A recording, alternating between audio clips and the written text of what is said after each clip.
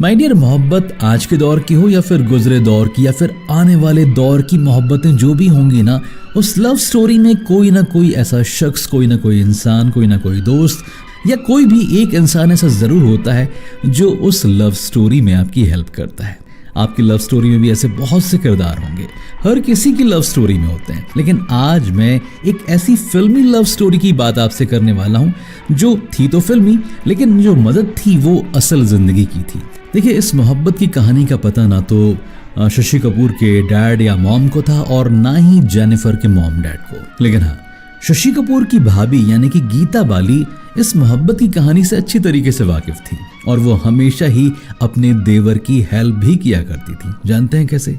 देखिए, उनके पास ना 3 कारें थी और जब शशि कपूर और जेनिफर की जो कोर्टशिप है वो चल रही थी, तो उस समय उनकी भाभी गीता बाली ने ना अपनी कार उन्हें दे दी थी। किन्हें? शशि कपूर को, यानी कि अपने देवर को। अब होता यह था कि जो शशि थे वो हमेशा ही अपनी भाभी की कार लेते और जेनिफर को डिनर पर ले जाते। दोनों ड्राइव करते हुए जूहू जाते। शायद आप जानते हो, उस समय जेनिफर जो थी ना, वो ग्रांट रोड के चर्च मिशन हाउस में रहा करती थी और जब भी शशि कपूर जेनिफर को डिनर पर ले जाते तो उनके महज 10 रुपए खर्च होते थे। आप बोलेंगे कैसे? तो वो ऐसे कि 1.5 रुपए स्टॉल के लगते थे और बाकी के 8.5 रुपए लगते थे डिनर के लिए। भाई, पेट्रोल तो फ्री था क्योंकि भाभी जी गाड़ी देती थी, है ना।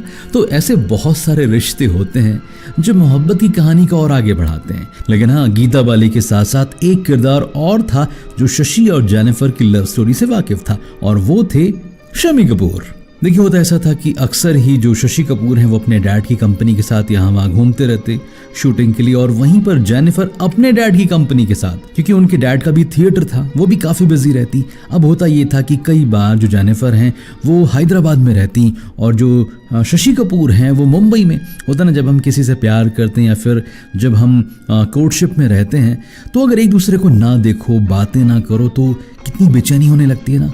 उस दौर में तो सोशल मीडिया भी नहीं था, सेलफोन भी नहीं था, बहुत मुश्किल होता है। तो ऐसे ही जब शशि कपूर के साथ हुआ तो उनका चेहरा बहुत उतर गया था। तो जैसे ही शम्मी कपूर साहब ने देखा कि चेहरा उतरा हुआ है तो उन्होंने पूछा, क्या हुआ? चेहरा क्यों तुम्हारा लटका हुआ है? याद आ रही है? कहाँ है वो? तो शशि कपूर ने कहा, हैदराबाद। तो आप जानते हैं क्या हुआ? शम्मी कपूर साहब ने तुरंत ही 100 का नोट निकाला और बोला अपने भाई को देते हुए, जा मिलकर आ।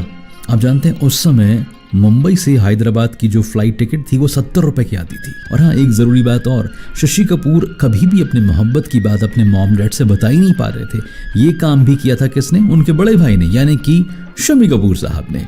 मिलूंगा आपसे नेक्स्ट एपिसोड में। This is RJ John signing off.